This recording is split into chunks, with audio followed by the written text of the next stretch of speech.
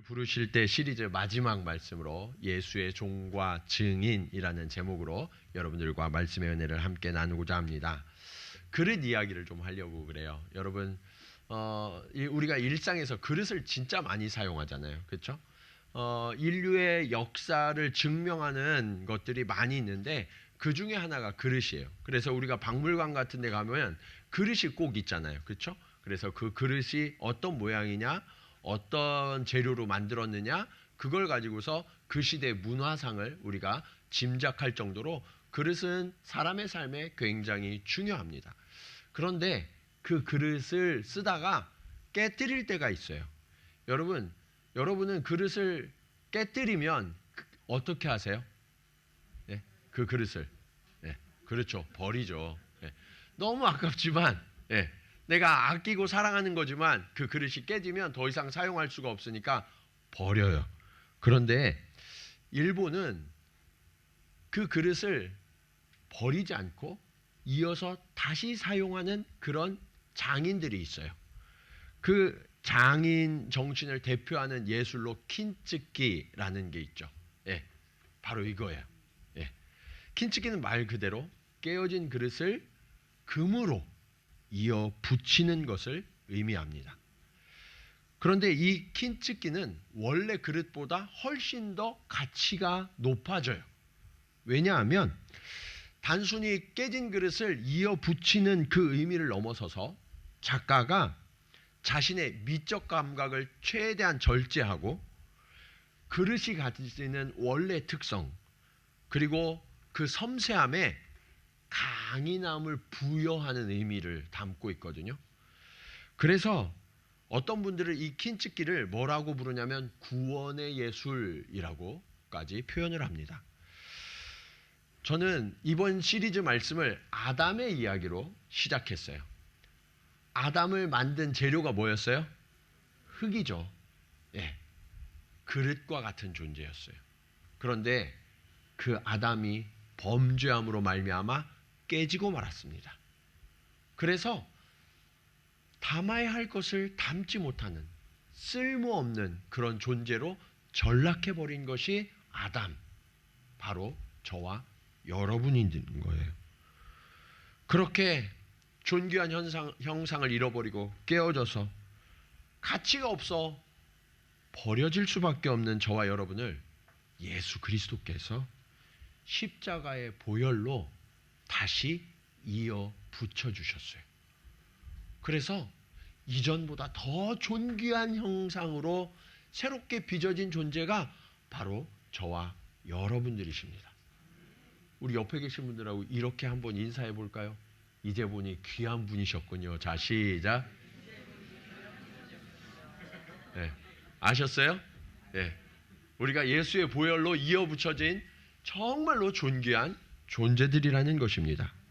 그런데 그것을 대표하는 인물이 오늘 성경에 등장하는 사도 바울이에요. 저는 오늘 여러분들과 함께 예수님께서 사도 바울의 이름을 부르시는 그 장면 속으로 함께 들어가서 우리는 어떻게 하면 주님 앞에서 깨어지고 다시 이어져서 하나님이 마음껏 들어쓰실 수 있는 그러한 존귀한 그릇으로 빚어질 수 있을까? 오늘 말씀을 통해서 함께 교훈을 얻기를 원합니다. 자, 우리가 존귀한 그릇이 되려면 어떻게 해야 할까요? 첫 번째로 우리도 주님 앞에서 깨어져야 합니다. 오늘 말씀의 앞의 이야기는 예루살렘 교회가 박해를 받는 이야기로 이어져 있어요.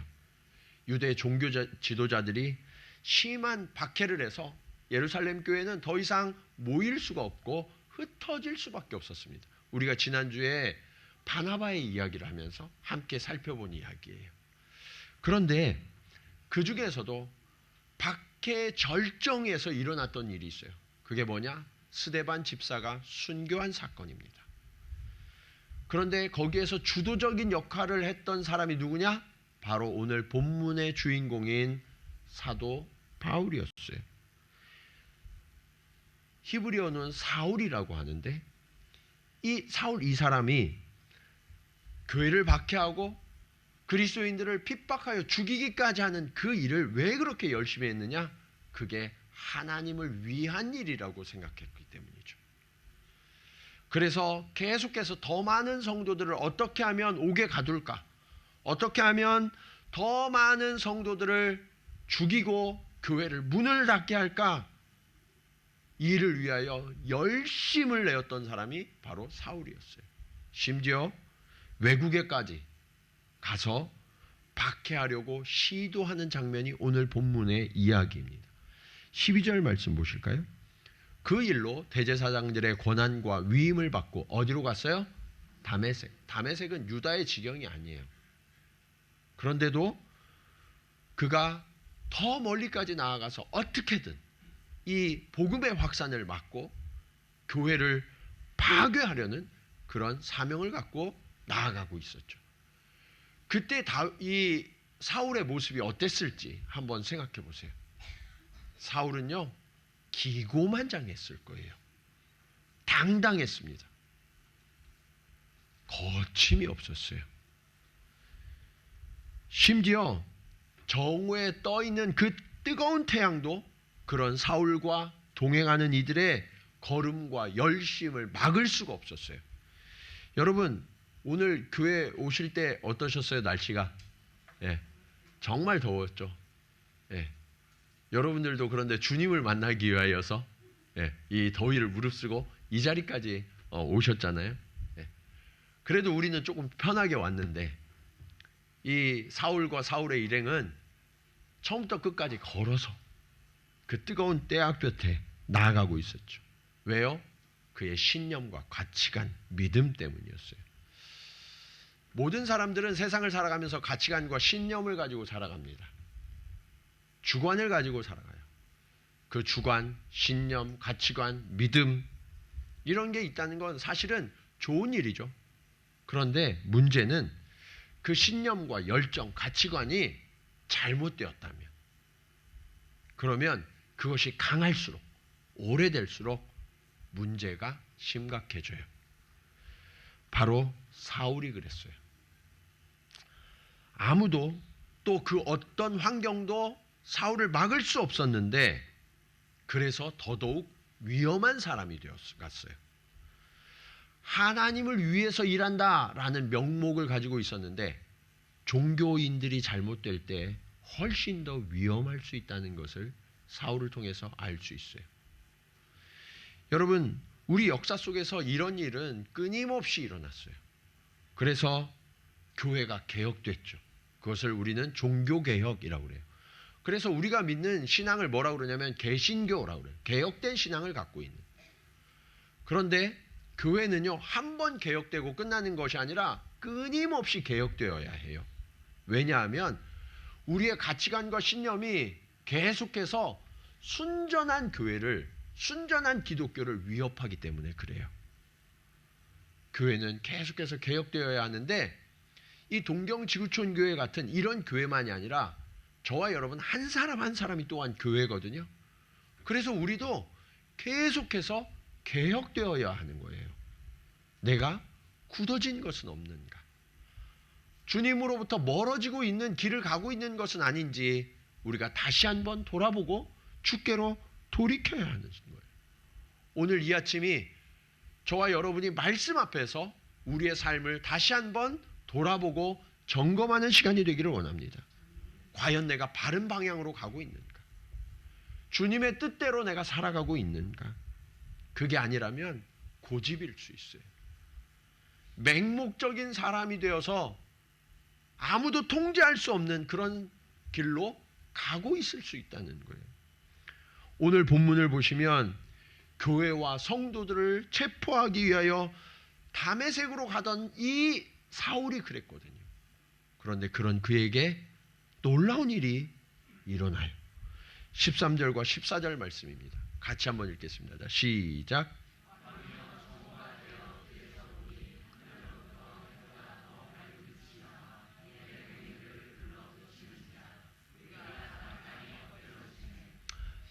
팔레스틴의 정오는 너무 뜨거워요. 우리가 사마리아 여인의 비유에서 보는 것처럼 사마리아 여인도 혼자 갔죠. 왜요? 다른 사람들이 그때 나오는 시간이 아니기 때문에. 네. 그런데 사울과 동행들은 그 뜨거운 떼약볕에도 그들의 열심이 얼마나 대단했던지 멈추지 않고 가고 있었던 거예요. 한시라도 더 빨리 가서 그리스도인들을 체포하고 그들을 끌고 가기 위해서. 그런데 오늘 본문 말씀에 보시면 갑자기 그 뜨거운 태양보다도 더 밝은 빛이 사울 일행을 둘러싸고 강하게 비추었다라고 말씀하고 있죠. 이 빛이 얼마나 강렬했던지 바울과 동행들은 모두 땅에 엎드러지고 말았다라고 증언하고 있죠. 바로 여기서 우리가 깨달아야 하는 교훈이 있어요. 지금 우리는 무엇을 위해서 달려가고 있습니까? 무엇을 위한 열심을 내고 있습니까? 혹시 우리가 통제되지 않는 열정으로 너무 멀리까지 달려가고 있지는 않습니까? 우리의 걸음이 주님의 뜻과 일치합니까? 우리의 열심이 하나님의 열심과 같은 방향으로 발휘되고 있습니까? 만약 그렇지 않다면 그 모든 것들은 멈추어져야 하고 오늘 주의 빛에 비추어져서 우리는 엎드러져야 합니다. 그리고 그 자리에서 깨져야 하는 거예요. 남김없이 철저하게 부서져야만 합니다. 혹시 우리가 너무 멀리 왔다면 내가 위험한 존재일 수도 있어요.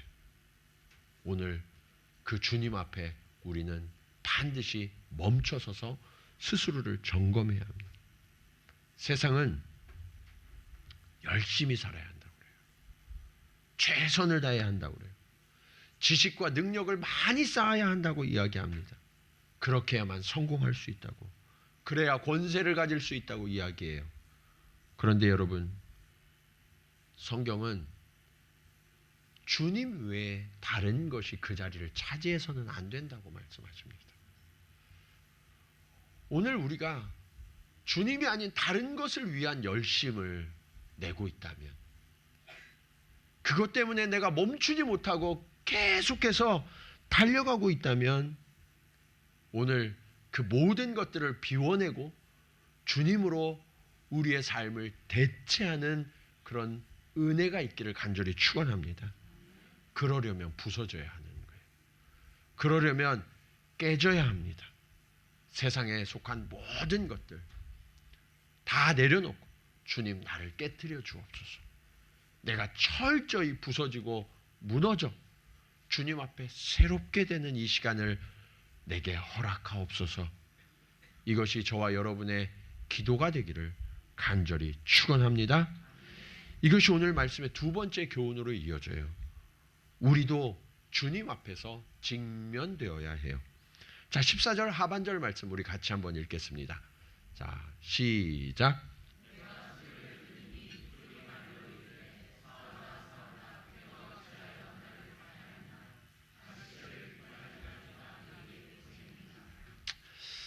예수님이 뭐라고 말씀하셨냐면, 사울아 사울아, 이 히브리 이름이 사울이에요.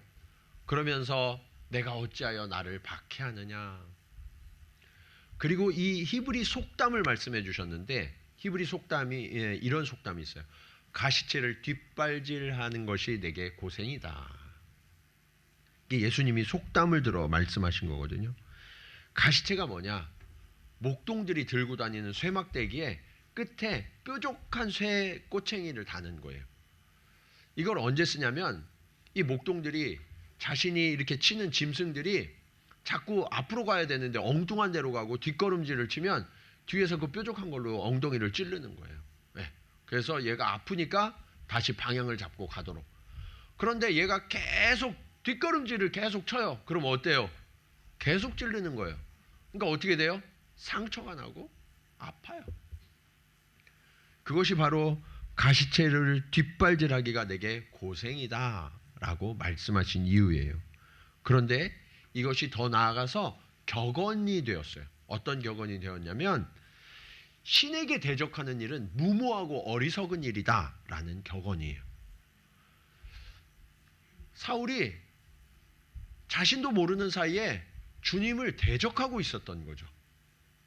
그리고 자신은 그것을 잘하는 일이라고, 정의롭고 반드시 해야 되는 일이라고 생각했는데 주님께 대적하는 일이 되어서 이게 얼마나 무모하고 어리석은 일이 되고 말았는지를 주님이 경고하시는 거예요. 여러분, 사울은 믿음으로 전진하고 있는 줄 알았어요. 교회를 세우는 일인 줄 알았어요. 그런데 오히려 뒤로 가는 일이었고요. 상처 입는 일이었고요. 고생하는 일이 되었다라는 거예요. 그 말씀에 사울은 비로소 정신이 번쩍 들었어요. 그리고 깜짝 놀라서 주님 앞에 질문합니다. 자, 15절 말씀 우리 같이 한번 읽어볼까요? 자, 시작.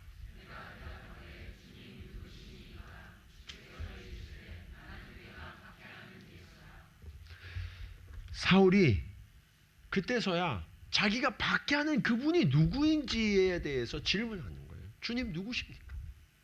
그랬더니 주님이 내가 박해하는 예수다. 그제서야 자신의 종교적인 신념, 그리고 지금까지 행했던 모든 일이 하나님을 위했던 일이 아니라 오히려 하나님을 회방하는 일이었고 심지어 박해하는 일이었다는 사실을 깨닫게 되면서 하나님 앞에 무릎 꿇게 되죠. 지금까지 내가 살아왔던 모든 삶이 통째로 잘못된 길이었어요. 여러분, 여러분이 살아온 삶이 통째로 잘못되었다라는 사실 앞에 직면된다면 우리는 마음이 어떨까요?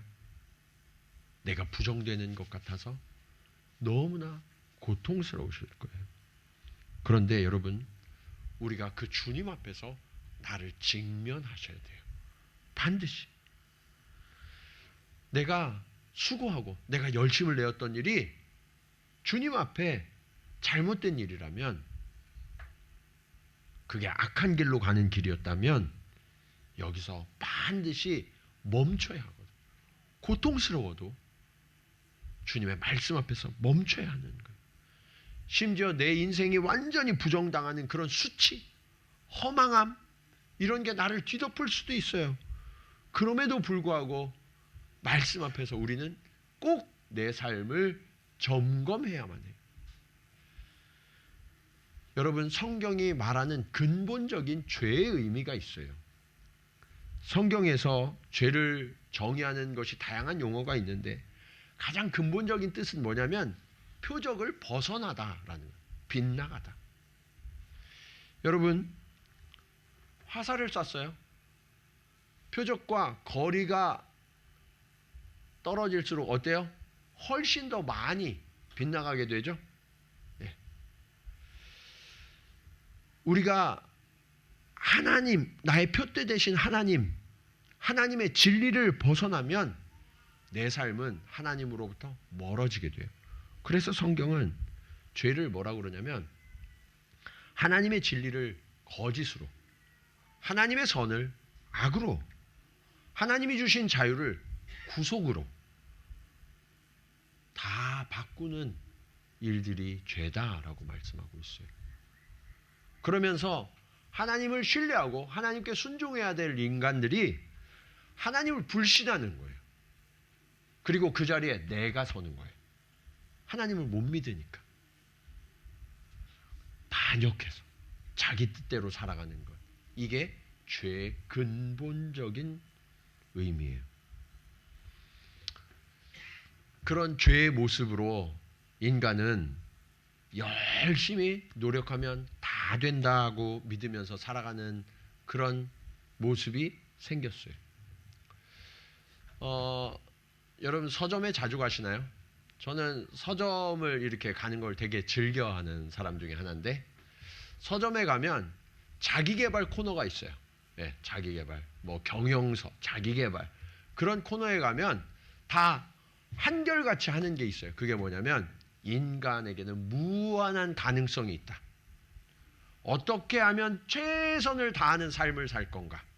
어떻게 하면 효율적으로 내 인생을 살아가서 그것을 극대화할 것인가 하는 내용들이 자기계발서의 내용이거든요. 거기서 긍정적으로 항상 이야기하는 게 뭐냐면 긍정적으로 노력하면 무엇이든지 인간은 할 수 있다는 거예요. 너의 잠재력을 깨워라. 그러면 무한한 일들을 감당할 수 있다. 그것이 세상이 말하는 열심의 정체죠. 그런데 사실은 그것이 우상이에요. 우리는 하나님의 은혜로 사는 자거든요. 그런데 세상은 열심히 살아야 된다고 이야기하는 거예요. 최선을 다해서 살아야 된다는 거예요. 여러분, 여러분의 자녀들 공부할 때 뭐라고 얘기하세요? 예, 열심히 해. 공부해야 출세해. 그래야 잘 살 수 있어. 하나님의 은혜를 가르치는 게 아니라 열심을 머릿속에 심어주죠. 이런 현상이 만연해요. 물론 게으르고 성실하지 못한 것도 문제예요. 그런데 게으르고 성실하지 못한 사람들은요, 자각이 있어요. 게으르고 성실하지 못한 사람들은 떳떳하지 못해요. 스스로 죄책감이 있어요, 없어요? 있어요. 항상 있어요. 물론 그래도 잘 벗어나지 못해요. 그게 문제지만 그래도 죄책감이 있다고요. 자기 의식이 있어요. 그런데 반대로 성실하고 늘 최선을 다하고 열심을 내는 분들 한번 보세요. 자신감이 넘치죠? 그러면서 다른 사람들 보고 뭐라 그래요? 야, 똑바로 살아. 열심히 사는 게 똑바로 사는 건 줄 아는 거예요. 우리의 잘못된 기준이 있어요. 특히 한국말에 잘 산다. 어떤 게 잘 사는 거예요, 여러분? 우리 한국말에 잘 산다라는 말의 의미가 뭐예요? 부자다라는 얘기잖아요. 잘 산다. 여러분, 부자가 잘 사는 거예요? 아니에요. 잘 사는 것은 주님의 뜻대로 사는 거예요. 오늘 그 주님 앞에서 우리를 직면해야 돼요. 내가 과연 진짜 잘 살고 있나? 내가 바르게 살고 있나? 세상의 원리가 나도 모르는 사이에 나를 지배하고 있진 않나? 그것을 오늘 하나님의 말씀 앞에서 직면해서 무릎 꿇어야 돼요. 굴복해야 돼요. 내려놓아야 해요. 그러면서 진짜 누가 나의 주인인지, 세상이 나의 주인이라면, 물질이 나의 주인이라면, 사람이 나의 주인이라면, 어떤 분들은 사업하시는 분들은 기업이 나의 주인일 수 있어요. 그게 아니라 오직 예수 그리스도가 나의 주인 되십니다. 이것을 직면하고 고백하는 저와 여러분 되기를 간절히 축원합니다. 제가 여러분들에게 질문 하나 드리려고 그래요. 여러분 주님을 사랑하십니까? 여러분, 누군가를 사랑하면 그 사랑하는 대상이 좋아하는 일을 하죠. 그 사랑하는 대상이 좋아하는 일을 할 때 기쁘세요? 아니면 너무 부담되고 짜증이 나세요? 기쁘시죠? 네. 그런데 우리가 주님을 사랑하면 주를 섬기고 주의 일을 하는 것이 기뻐야 될까요? 부담이 돼야 될까요? 기뻐야 되는 거죠. 네. 오늘날 너무 많은 왜곡이 우리 안에 들어와서 주의 일을 섬기는데 그게 기쁨으로, 감사로, 사랑으로 섬기는 게 아니라 너무 부담이 된다는 거예요.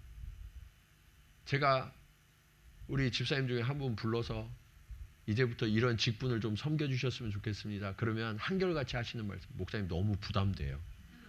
네. 왜 그럴까요? 내가 하려고 하니까. 그게 아니라 사랑으로 하면 목사님 너무 기다렸어요. 네.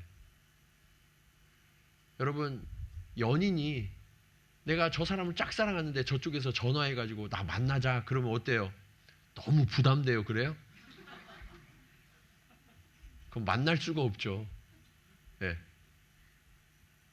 막 가슴이 막 뛰면서 기다린 그날이 드디어 왔구나. 그러면서 오늘 무슨 옷 입고 가지? 예.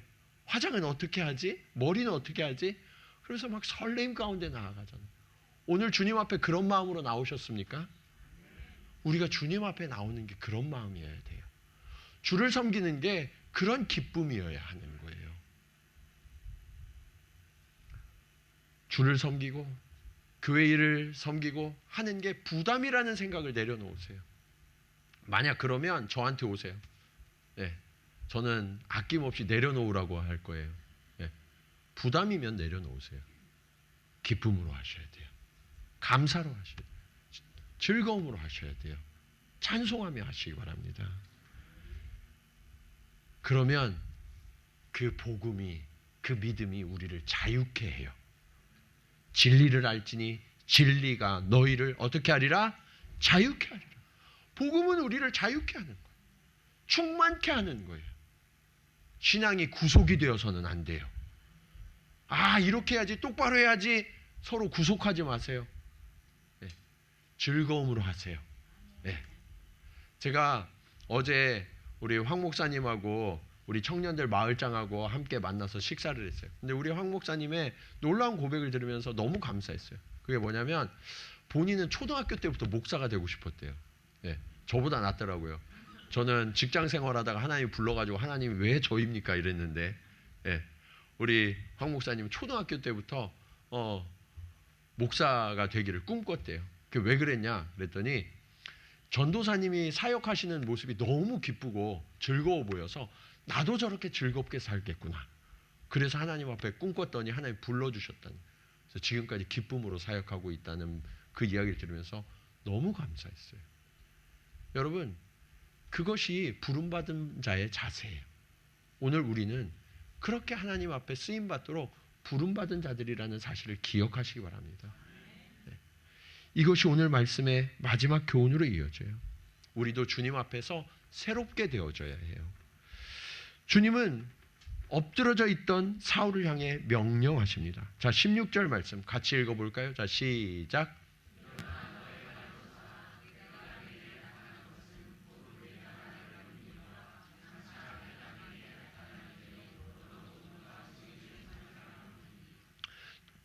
쓰러진 사울을 주님이 일으켜 세우십니다. 그러면서 그에게 새로운 신분 두 가지를 주세요. 첫 번째는 너는 더 이상 죄의 종이 아니야. 나의 종이다. 주님이 새로운 신분을 부여하셨습니다. 사랑하는 여러분, 저와 여러분은 더 이상 세상의 종, 죄의 종이 아니라 주의 종이라는 사실을 기억하시기 바랍니다. 주의 종은 목사만 이야기하는 게 아니에요. 여러분도 주의 종이라는 사실을 기억하시기 바랍니다. 네. 그리고 또 한 가지 신분을 주세요. 그것은 증인이라는 거예요. 내 안에 살아 역사하시는 그 주님을 목격하는 거예요. 그리고 주님이 하신 일들이 너무나 기쁘고 감사해서 전하지 않고는 견딜 수 없는 심령이 되어서 전하는 거예요. 이게 증인이죠. 주님은 저와 여러분을 종으로, 증인으로 부르셨는데 그렇게 하신 이유가 있어요. 자, 17절과 18절 말씀입니다. 같이 읽어볼까요? 자, 시작.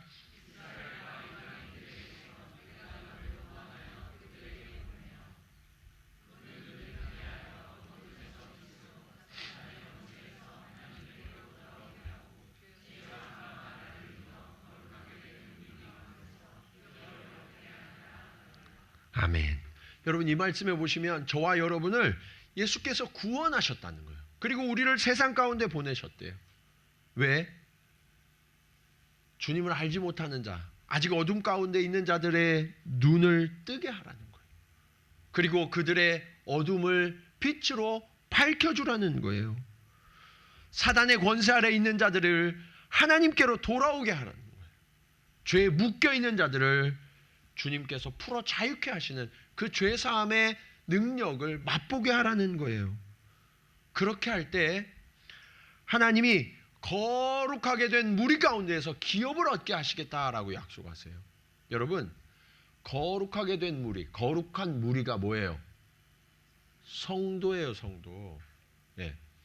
제가 어떤 분을 만나서 누구누구 성도님 그랬더니 정색하시면서 목사님 저 권사예요. 여러분 가장 복된 이름이 성도예요. 목사보다 더 복된 이름이 성도예요. 장로, 권사, 집사보다 더 복된 이름이 성도예요. 성도가 되시기 바랍니다. 거룩한 무리. 하나님이 구별하셔서 하나님의 백성 삼으신 이 성도라는 이름. 카톨릭은요 아직도 세인트, 성 누구누구 이거 얼마나 받기 힘든 줄 아세요? 우리가 뭔가 착각하고 있어요. 직분이 벼슬로 생각하니까. 그게 아니에요. 거룩한 무리. 그게 가장 복된 이름이라는 사실을 기억하시기 바랍니다. 그런데 이 성도된 우리에게 주님이 무엇을 약속하셨냐면 하나님 나라의 기업을 약속하셨어요. 이게 얼마나 감사한 일인지. 제가 이렇게 장례를 많이 치렀는데 장례식장이 굉장히 복되고 이 감사와 기쁨이 넘치는 그런 장례도 있어요. 그런데 또 어떤 장례는 묘한 기류가 흐르는 그런 장례가 있어요. 그러면 목사가 가가지고 너무 불편해요. 그 묘한 기류가 언제 흐르냐면 부모님 돌아가셨으니까 이제 유산을 정리해야 되잖아요. 그러면 유산을 양보하는 사람이 별로 없어요. 조금이라도 더 많이 가지려고 하지. 그래서 목사가 그거 보기가 참 안 돼서 저희 교회 성도들을 불러요. 그래가지고 제가 얘기하죠. 좀 양보하세요. 그러면 정색해요. 목사님 그게 얼만데. 여러분 세상의 유산을 가지려고는 엄청나게 노력하세요. 그런데 하나님의 기업을 가지려고는 어떤 노력을 하고 계십니까? 세상의 유산을 가지려는 그런 열심, 그런 노력, 그런 그릇은 깨져야 돼요. 그건 무너져야 되는 거예요. 그거 돌아가실 때 여러분 하나도 못 가져가요. 영원한 기업, 하나님 나라의 그 기업, 그것을 유산으로 받는 일을 소망해야 되는 거예요. 그리스도인은 그런 존재예요. 그래서 우리가 거룩한 무리가 되는 거예요. 세상 것을 담아내는 그릇이 아니라 하나님의 영원한 것을 소망하고 그것을 담아내는 그릇으로 새롭게 빚어져야 하는 거예요. 이것이 저와 여러분에게 기대하는 하나님의 회복의 모습이에요. 처음 하나님의 형상을 담았던 그 모습. 오늘 하나님은 저와 여러분에게 그 하나님의 형상, 하나님의 기업을 담을 그릇이 되라고 말씀하세요. 그럼 어떻게 해야 그런 그릇이 될 수 있을까요? 디모데후서 2장 20절로 21절 말씀입니다. 같이 읽어볼까요? 자, 시작.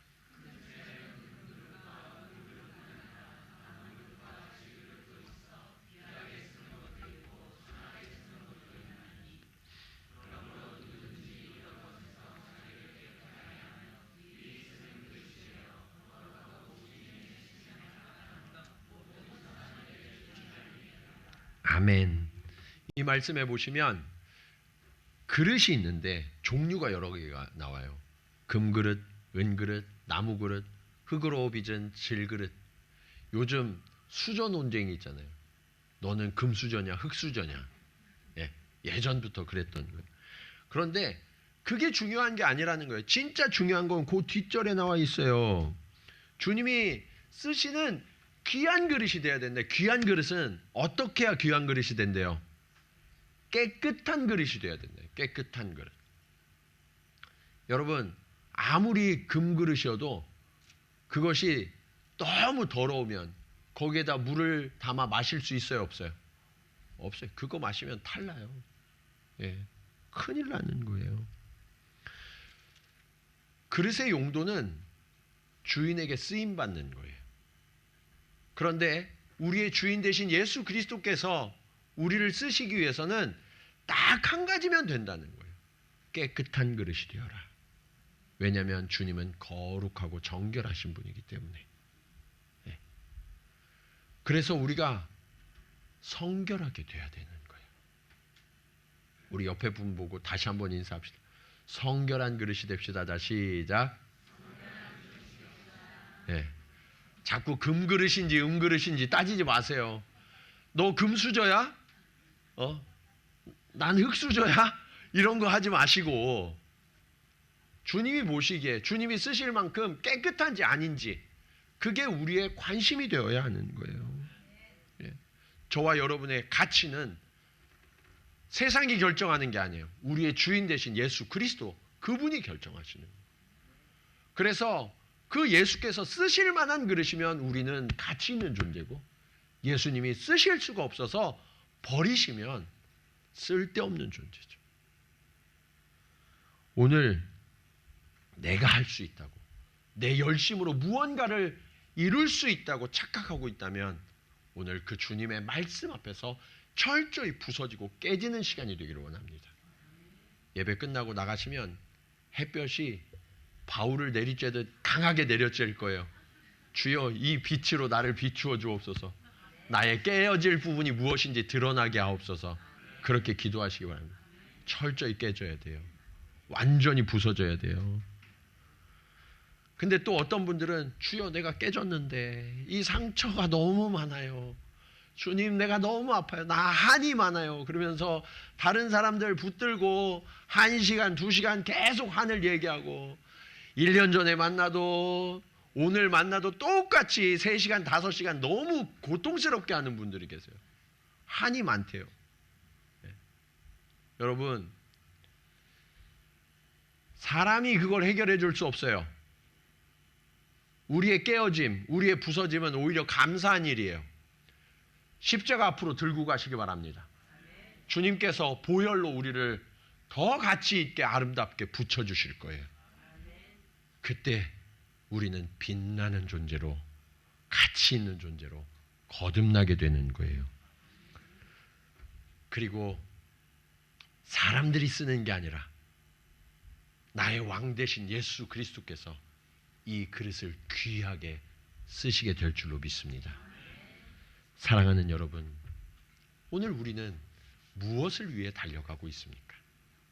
혹시 주님이 아닌 세상의 것을 위하여 달려가고 있다면 오늘 말씀 앞에서 내가 다시 한번 깨어지고 주님의 보혈로 다시금 새롭게 빚어져서 주님 내가 세상의 것이 아니라 하나님 나라의 그 기업을 담는 그릇 되게 하옵소서. 오직 예수 그리스도를 담아서 그 예수 그리스도를 전하는 존귀한 그릇으로 나를 새롭게 하옵소서.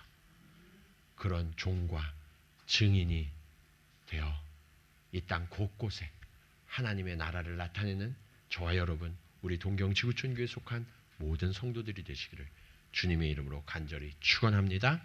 우리 이 시간 말씀을 기억하면서 함께 찬송으로 고백하겠습니다. 하나님 말씀 앞에 거꾸러졌던 사울, 그가 오늘의 나임을 주님 깨닫습니다. 주님 이 말씀 앞에서 경외함으로 다시 일어서게 하옵소서. 오직 주님의 말씀으로 새롭게 빚어져서 이 땅 곳곳에 예수 그리스도를 나타내는 주님의 도구 될 수 있도록 주님 인도하옵소서. 우리 그런 고백으로 함께 찬양합니다.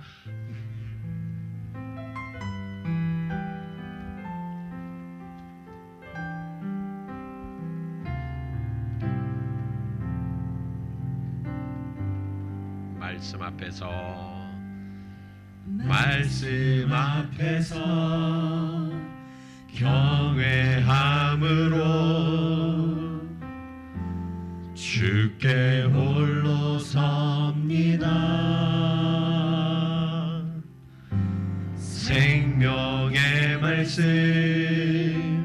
읽고 순종해 주를 예배함 원합니다.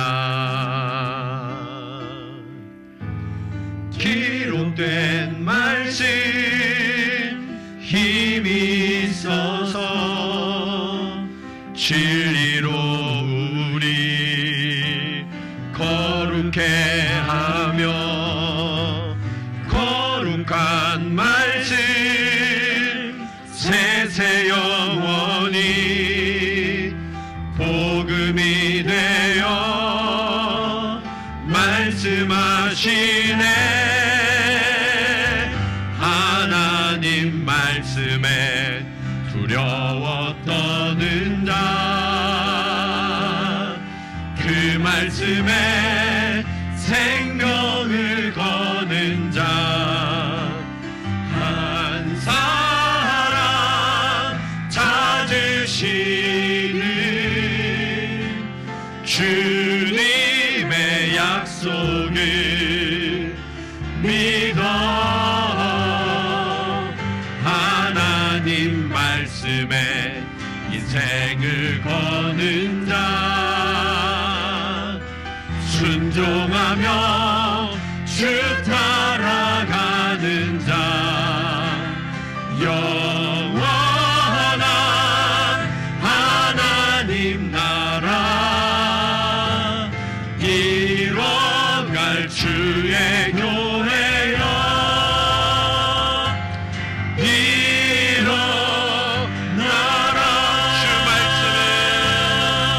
주 말씀은 우리를 그 안에 이르는 지혜이니 목숨과 내 뜻 다해 그 말씀에 복종하라. 하나님 말씀에 두려워 떠는 자, 그 말씀에 생명을 거는 자, 한 사람 찾으시는 주님의 약속을 믿어. 하나님 말씀에 인생을 거는 자, 순종하며 주 따라가는 자, 영원한 하나님 나라 이뤄갈 주의 교회여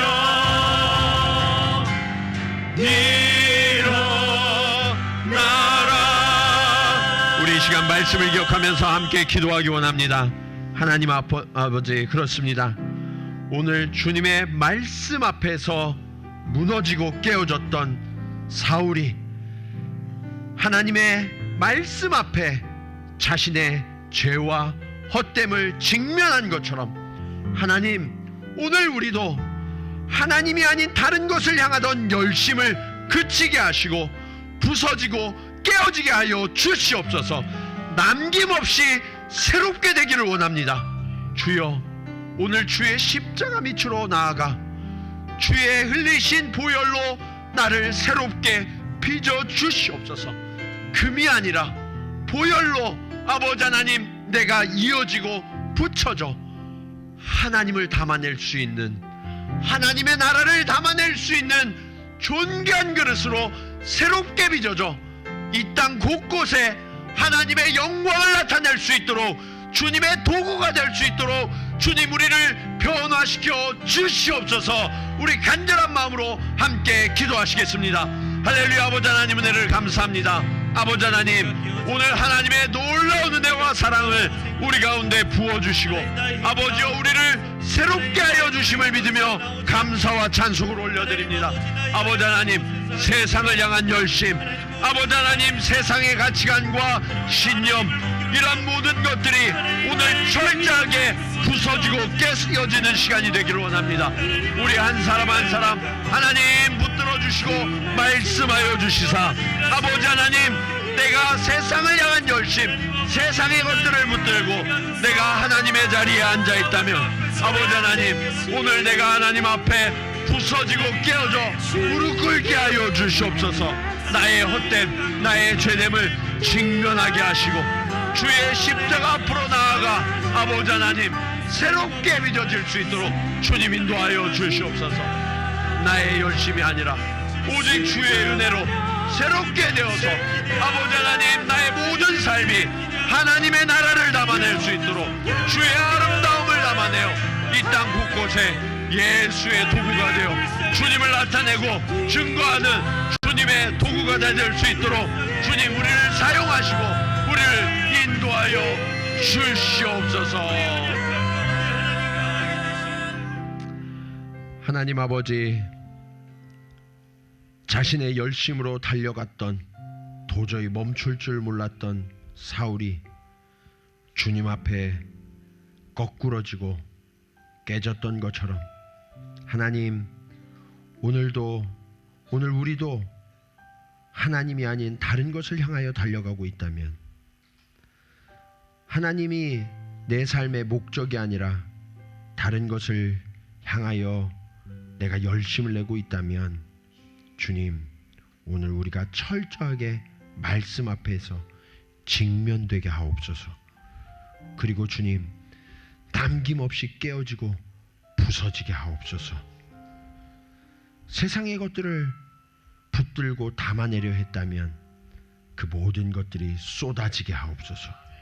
그리고 주님, 오늘 주님 앞에서 예수 그리스도의 보혈로 새롭게 이어지고 붙여져 하나님이 쓰실 만한 그릇으로, 깨끗한 그릇으로 거듭나는 자들 되게 하여 주시옵소서. 아버지여, 내 인생의 주인이 내가 아님을 알게 하옵소서. 오늘 사울아 사울아 부르셨던 그 주님, 나의 이름을 불러 주옵소서. 사울을 새롭게 하신 주님, 나를 새롭게 하옵소서. 그리하여서 세상의 것들을 담아내는 것이 아니라 오직 하나님의 기업을 담기를 소망하게 하시고 예수로 충분하다고 고백하는 자들 되게 하옵소서. 그것이 너무나 기쁘고 감사하여서 그것을 전하지 아니하고는 견딜 수 없는 심령이 되어 세상 가운데 주의 아름다움을 증거하여서 종과 증인으로서 부르신 그 사명을 끝까지 감당하는 주님의 복된 자녀들과 몸된 교회가 될 수 있도록 주님 우리 가운데 역사하여 주시옵소서. 이제는 십자가의 보혈로 우리를 정결케 하시고 새롭게 하신 예수 그리스도의 은혜와 아버지 하나님의 크신 사랑하심과 성령님의 감화감동 교통하심이 오늘 말씀을 따라 세상의 것들은 철저하게 깨어지고 부서지고 다 쏟아내고 오직 예수 그리스도가 쓰시기에 합당한 그릇으로, 깨끗한 그릇으로 빚어져 오직 하나님의 나라를 담아내고 예수 그리스도를 담아내어 세상 곳곳에 하나님의 뜻을 이루기로 결단하며 나아가는 사랑하는 종과 증인들의 걸음걸음 위에 또 그들의 연합인 우리 동경 지구촌 교회 가운데 이제로부터 영원토록 함께 하시기를 간절히 축원하옵나이다. 아멘.